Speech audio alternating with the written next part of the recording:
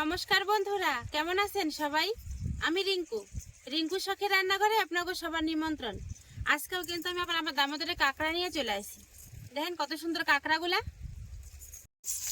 এই দেখেন কাঁকড়াগুলা, আগের দিনকে যে কাঁকড়া ভর্তা করছিলাম সেদিনে কিন্তু আজকের কাঁকড়ার সাইজটা একটু বড় বড়। আজকে বানাবো এই কাঁকড়া দিয়ে কাঁকড়া ভাপা। কাঁকড়া ভর্তা তো খাইছি, চলেন সে কাঁকড়া ভাপা খাই দেখি কেমন লাগে। আর এই কাঁকড়া ভাপা বানানো যেমন সহজ, দেখতে তো অপূর্ব সুন্দর হয়, আর খাইতেও কিন্তু দুর্দান্ত স্বাদ। আর কাঁকড়াগুলোর তেজ কত দেখছেন, চামচটার সাথে উঠে চলে আসা ধরছে পুরোপুরি। এবার চলেন চটপট করে কাঁকড়াগুলোকে কাটতে হলেই। কাঁকড়া ভাপা করার নিয়ে আমার লাগবে সরিষা, তাই এই চামচ করে 2 চামচ সরিষা মাইপে প্লেটে করে রোদে দিয়ে দেবো।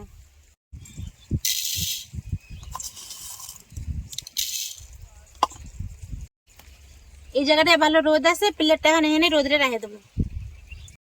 সরষে তো রোদে দেওয়া হয়ে গেছে গা। এবার চলেন কাঁকড়াগুলো কাটে হেলাই। কাঁকড়া বার করে গাবলায় রাখা যাবো না, তাহলে চলে যাবো গা। আর এর থেকে এটা করে উঠামো আর কাটুম। আর আজকের কাঁকড়াগুলোর একটু তেজ বেশি দেখেন।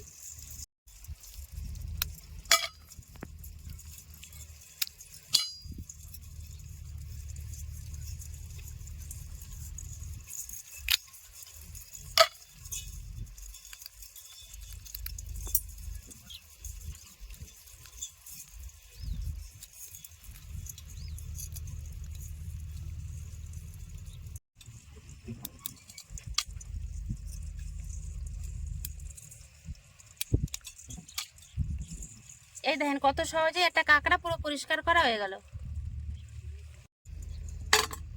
কাঁকড়ার খোলের ভিতরে কত সুন্দর গিলু হয়ে রয়েছে। আজকে যেহেতু কাঁকড়ার ভাপা করুম, তাই কিন্তু এই গিলুটা ফেলাবো না, এই গিলুটা কিন্তু বার করে রেখে দেবো। কাঁকড়া ছোট লেগেছে, দেখেন কতখানি গিলু বেড়েছে একটা কাঁকড়ার থেকেই।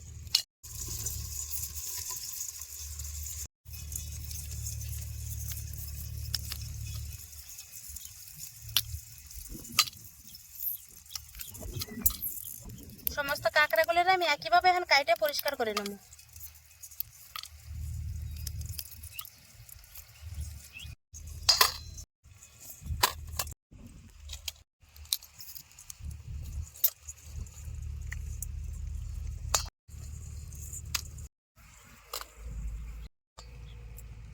দেখতে দেখতে প্রায় সব কটা কাঁকড়ে পরিষ্কার করা হয়ে গেছে, আর একটা মাত্র রয়েছে। আর গিলুটা দেখেন কত সুন্দর হলুদ।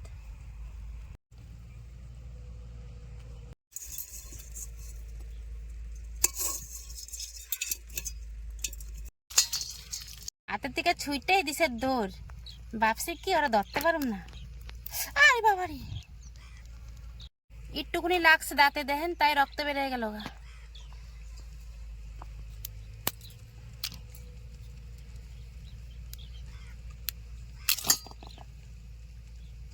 দেন গিলুতে ঠাসা পুরো।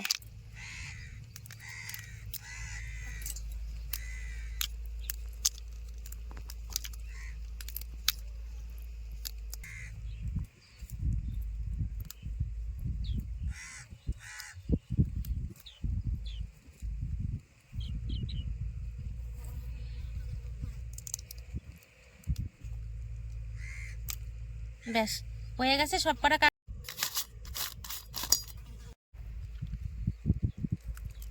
এবারে কাঁকড়ার খোলের থেকে গিলুটা বার করে নিলেই হয়।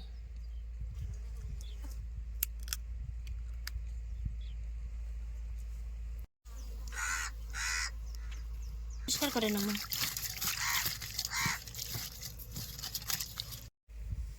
কাঁকড়া আর কাঁকড়ার গিলু সবই ভালো করে ধোয়া হয়ে গেছে। আজকের কাঁকড়া ভাপাটা ভাতের মধ্যে দিয়ে তারপরে করুম। তার নিকে আগে চলে উনান ধরে ভাতটা চাপাই দিই। ভাত রান্নার নিকে এনে প্রায় 300 গ্রামের মতো চাল নিছি।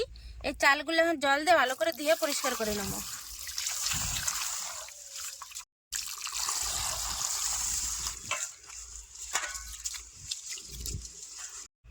উনান জ্বালায় কড়াই চাপাই দিছি। এবার ধুয়ে রাখা চালটা কড়াইয়ের মধ্যে দিয়ে দেবো।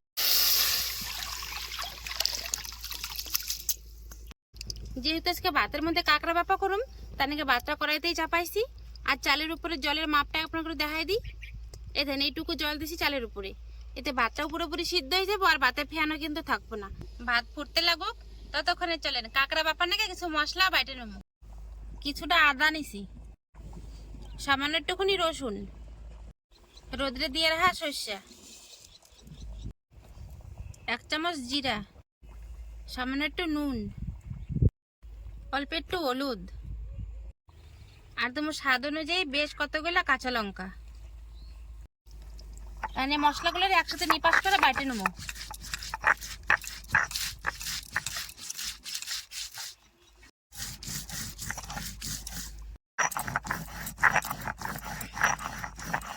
মশলা দেখেন নিপাস করে বাটা হয়ে গেছে।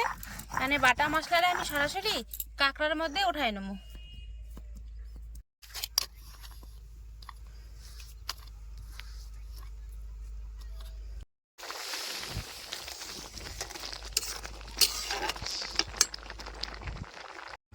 ভাত তো ভালো মতনই ফুটে উঠছে। এবার কাঁকড়ার মধ্যে আরো কিছু মশলা তাড়াতাড়ি করে মাখায় নেবো। স্বাদ মতো নুন দেবো, যেহেতু সর্ষে বাটা নুন আছে তাই নুনটা একটু বুঝে শুনেই দিবেন। পরিমাণ মতো হলুদের গুঁড়ি, সুন্দর রঙের নিকে দেবো অল্প একটু লঙ্কার গুঁড়ি, মিহি করে কুচায় রাখা ছোট্ট একটা পেঁয়াজ, অল্প একটু ধনিয়া পাতা কুচি। এবার দেবো সর্ষের তেল।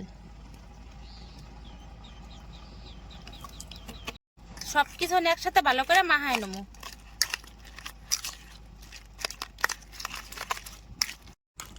সমস্ত মশলাপাতি দিয়ে কাঁকড়াগুলো ভালো করে মাখায় নিছি।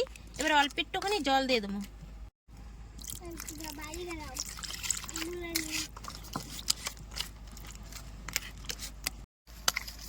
বেশ হয়ে গেছে, সবকিছু রেডি। এবারে চলেন এই বাটিটা ধরে ভাতের মধ্যে বসাই দিই।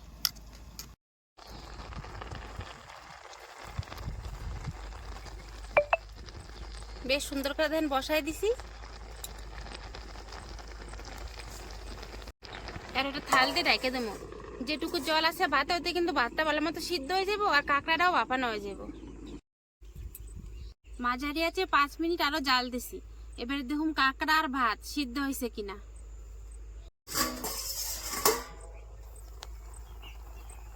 বাহ, দেখেন কত সুন্দর হয়েছে। আর কি সুন্দর একটা ঝাঁজ বেরাইলো জানেন।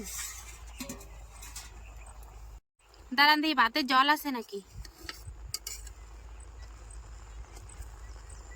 ভাতের নিচে এখন অল্প অল্প জল রয়েছে, তার মানে আরো 1 থেকে 2 মিনিট একটু আস্তে আস্তে জাল দিতে হইব। আমার দিকে 2 মিনিট কম আছে জাল দিছি, আর 2 মিনিট জাল বন্ধ করে অন্যের উপরে রাখছিলাম। এবারে দেখুন কাঁকড়া ভাপা আর ভাত কেমন হয়েছে। বাহ, দেখেন পুরোপুরি কিন্তু হয়ে গেছে। কাঁকড়া ভাপাটা কত সুন্দর হয়েছে একবার দেখেন। আর কিন্তু ভাতটা এখন পুরোপুরি হয়ে গেছে, ভাতে কিন্তু আর জল টল নাই। এই যে কাঁকড়া ভাপার বাটিটা এখন উঠায় নেবো ভাতের থেকে।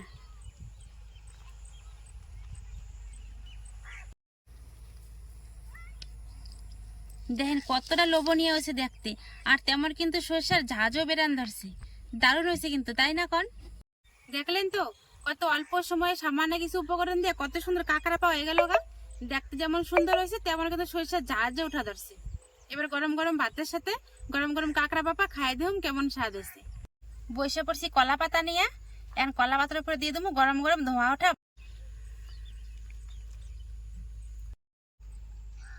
এবার ভাতের উপরে নিয়ে নেবো গরম গরম কাঁকড়া ভাপা। দেখেন কত সুন্দর দেখতে হয়েছে।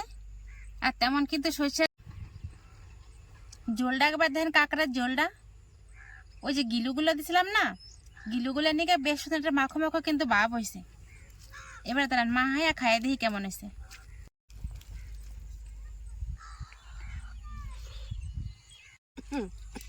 বাবার কি ঝাঁজ, নাকটা পুরো আমার জ্বলে গেল গা।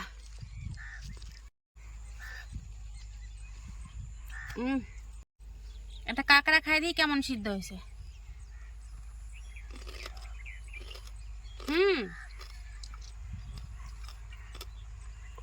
কাঁকড়াটাও ঠিকঠাক মতনই সিদ্ধ হয়েছে। আর ভিতরে নুন ঝাল সরিষা সবই কিন্তু ঢুকছে। খাইতে কিন্তু দারুণ লাগা যাচ্ছে।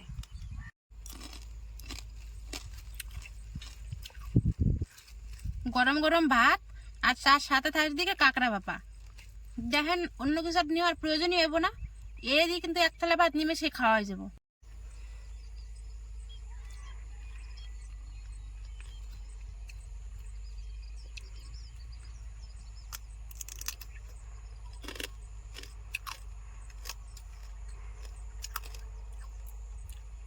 যদি আমার এই সহজ রেসিপিটা পুরো ভালো লাগে তাহলে অবশ্যই একটা লাইক, কমেন্ট, শেয়ার আর সাবস্ক্রাইব করে দিবেন। আর হ্যাঁ, ফেসবুকে থেকে দেখালে ফলো করতে যেন ভুলেন না। আর এটা কিন্তু বানাই করছি না, সত্যিকারের কাঁকড়ার ভাপাটা অসাধারণ স্বাদ হয়েছে খাইতে, পুরো ঝাঁঝালো একদম। সরিষাগুলো রোদে দিয়ে রাখছিলাম, গাছটা তার নিগেই হয়েছে। তাহলে আজকের ভিডিওটা এখানে শেষ করলাম, তবে পরে একটা ভিডিওতে। ততক্ষণে নিগা নমস্কার।